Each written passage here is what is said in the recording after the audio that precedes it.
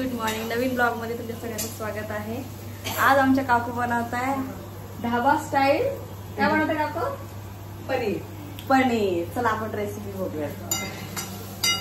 आधी ते गिलक्याची भाजी बनवत आहे है ना काकू? आज गिलक्याची भाजी. बऱ्याच लोकांना पनीर खूप आवडतं, त्याचं रेसिपी आपण मोस्ट ते बघणार आहोत. तर काकू त्याचं प्रिपरेशन करतायत. सो बऱ्याच ठिकाणी ह्या भाजीला गिलक पण म्हणतात, घोसाळी पण म्हणतात. का काकू अजून काय नाव आहे का? गोसवळं म्हणतात. गोसवळं आणि तर ही महाराष्ट्रीयन स्टाईल आपण करतोय ना? महाराष्ट्र. आणि लाल तिखटची पण करतं कोणी. अच्छा. डाळ घालून करतं. ओके. भजी पण होते ना, खूप छान लागतात भजी. मग तुम्ही आता हिरवा मिरची शेंगदाणे एकत्र टाकून मग ती फोडणी दिली. फोडणी दिली. पनीर आता कढाई पनीर मध्ये पहिले जाईल ऑइल. त्याच्यानंतर ऑइल गरम झालं की त्याच्यामध्ये जाणार कांदा. कांदा पण असं मोठा मोठा कापून घेतो. मोठा मोठा आपण ह्याला हे करणार आहे, ग्राइंड करून घ्यायचं आहे.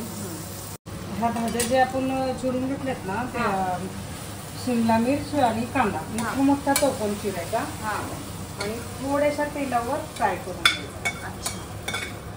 काकूंची रेसिपी नक्कीच शेअर करा आणि फॉलो करा आणि एकदा नक्की ट्राय करून बघा. का थोड्याशा तेलावर परतून घेतल्या आणि पनीर पण असं थोडंसं फ्राय करून घेतलं आणि फ्राय करून घेतलं होतं. तेव्हा काकू थंड व्हायला ठेवलंय त्यांनी. ते मिक्सर मधून पूर्ण काढून घेणार आहे. मग त्याची ग्रेव्ही बनवणार आहे. ऑलमोस्ट तयार झाली का बघून? ते जे वाटण केलं होतं ते तुम्ही याच्यात टाकलं आणि मग वरतून मसाला टाकला, पनीर मसाला. सगळा वापरला तर एवढं जास्त होईल ना. छान एकदम मस्त.